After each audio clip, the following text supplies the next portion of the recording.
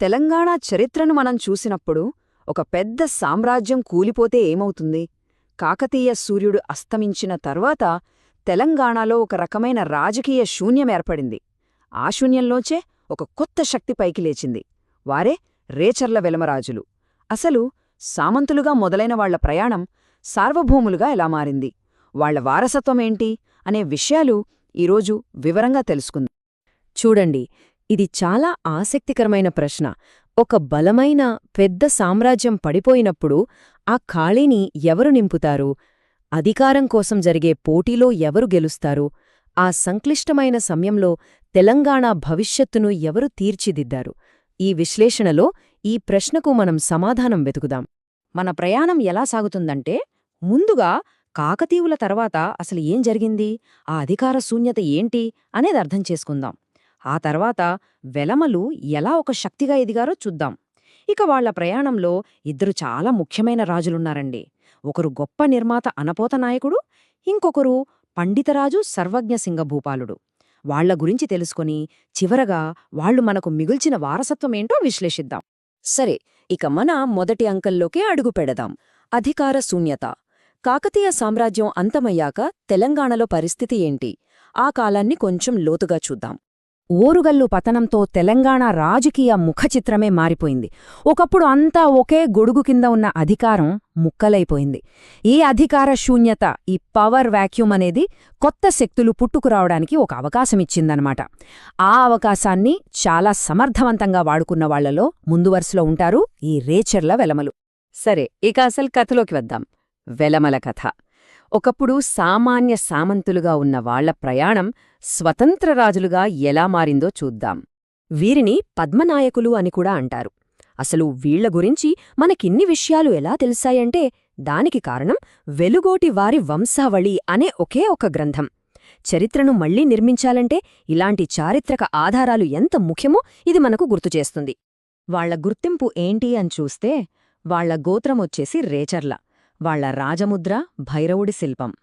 కాకతీయుల కింద సామంతులుగా మొదలై కాలక్రమేణా ఆమనగల్లు, ఆ తర్వాత రాచకొండ, దేవరకొండలను తమ రాజధానులుగా చేసుకుని తెలంగాణను పాలించారు. వాళ్ల వంశవృక్షాన్ని ఒకసారి చూస్తే బేతాళ నాయకుడు ఈ వంశానికి మూలపురుషుడు.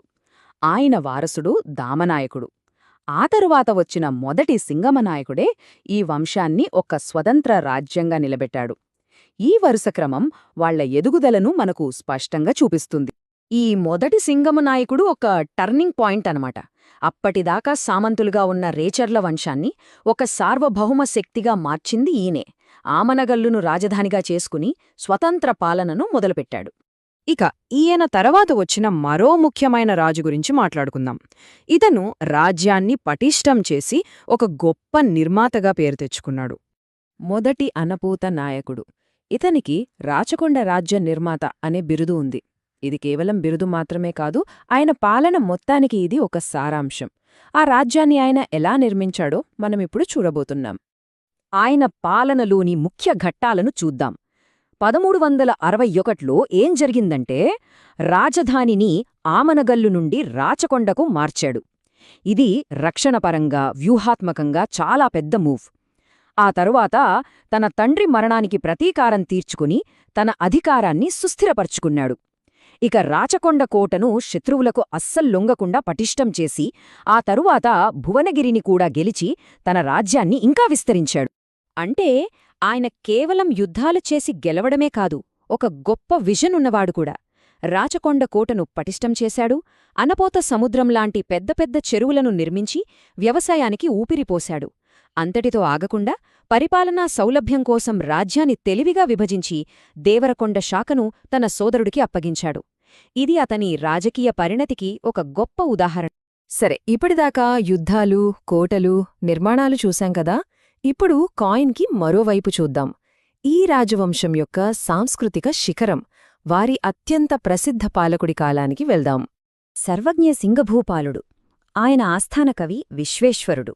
ఆయనకొక అద్భుతమైన బిరుదిచ్చాడండి, సాహిత్య శిల్పావధి. అంటే ఏంటో తెలుసా? సాహిత్యం అనే ముత్యాలకు ఈయన సముద్రంలాంటివాడు. ఆహా, ఒక రాజుకు ఇంతకంటే గొప్ప ప్రశంస ఏముంటుంది చెప్పండి. ఈయన వ్యక్తిత్వంలో 2 విభిన్నమైన కోణాలున్నాయి చూడండి. ఎంత అద్భుతమైన కాంబినేషనో. ఒకవైపు సర్వజ్ఞ, అంటే అన్ని తెలిసిన పండితుడు, కళాకారుడు. మరోవైపు ఖడ్గనారాయణ, అంటే యుద్ధంలో సాక్షాత్తు నారాయుడి ఖడ్గంలాంటివాడు. ఒకే వ్యక్తిలో పాండిత్యం, పరాక్రమం 2 ఉండటం నిజంగా చాలా అరుదు. ఇది కేవలం మాటలు కాదు, చేతల్లో కూడా చూపించారు. రాజే స్వయంగా రసార్ణవ సుధాకరం అనే గొప్ప అలంకార శాస్త్ర గ్రంథాన్ని, రత్నపాంచాలిక అనే సంస్కృత నాటకాన్ని రాశాడు. ఇక ఆయన ఆస్థానంలో విశ్వేశ్వరుడు, అప్పయామాచుడు లాంటి కవులు కూడా గొప్ప రచనలు చేశారు. అందుకే ఈ కాలాన్ని తెలుగు సాహిత్యానికి ఒక స్వర్ణయుగమంటారు. ఇక కథ చివరి అంకానికొచ్చేసింది. వాళ్ల తర్వాత ఏమైంది? వాళ్లు మనకు ఎలాంటి వారసత్వాన్ని మిగిల్చారు? ఆ విషయాలు చర్చిద్దాం. ఆ స్వర్ణయుగం తర్వాత కూడా వాళ్ల కళాపోషణ ఆగిపోలేదు. రావు మాదానాయకుడు వైష్ణవాన్ని ఆదరించాడు. ఇక చివరి పాలకుడైన 3వ సింహమనాయకుని ఆస్థానంలో మనందరికీ తెలిసిన మహాకవి బమ్మెర పోతనగారు ఉండేవారంటే ఆలోచించండి. వాళ్ల సాహిత్యాభిరుచి ఎలాంటిదో మనం అర్థం చేసుకోవచ్చు. సుమారు 150 సంవత్సరాలు, అంటే 1.5 శతాబ్దం పాటు ఒక ప్రాంతంపై వాళ్ల ప్రభావం ఉంది. అది కూడా కాకతీయుల తరువాత అంత అనిశ్చితి ఉన్న కాలంలో. ఇది మామూలు విషయం కాదు. వాళ్ల స్థిరత్వానికి, పాలనా సామర్థ్యానికి ఇదొక పెద్ద నిదర్శనం. సో ఫైనల్గా మనం గుర్తుపెట్టుకోవాల్సిన ముఖ్య విషయం ఏంటంటే, రేచర్ల వెలమల వారసత్వం 3 బలమైన స్తంభాలపై నిలబడింది. 1 సైనిక శక్తితో రాజ్యాన్ని కాపాడుకోవడం, 2 కోటలు, చెరువులతో రాష్ట్రాన్ని బలోపేతం చేయడం, ఇక 3వది అన్నిటికన్నా ముఖ్యమైనది తెలుగు సాహిత్యానికి వాళ్లు చేసిన సేవ. అది అసమానమైనది. చివరగా ఒక ఆలోచింపజేసే ప్రశ్నతో ముగిద్దాం. ఒక సామాన్య సామంతుల కుటుంబం, కాకతీయుల లాంటి మహాసామ్రాజ్యం కూలిపోయిన తర్వాత తెలంగాణ చరిత్రలో, ముఖ్యంగా సాహిత్యంలో ఇంత చెరగని ముద్ర వేయడానికి కారణమేమై ఉంటుంది? వారి ప్రయాణం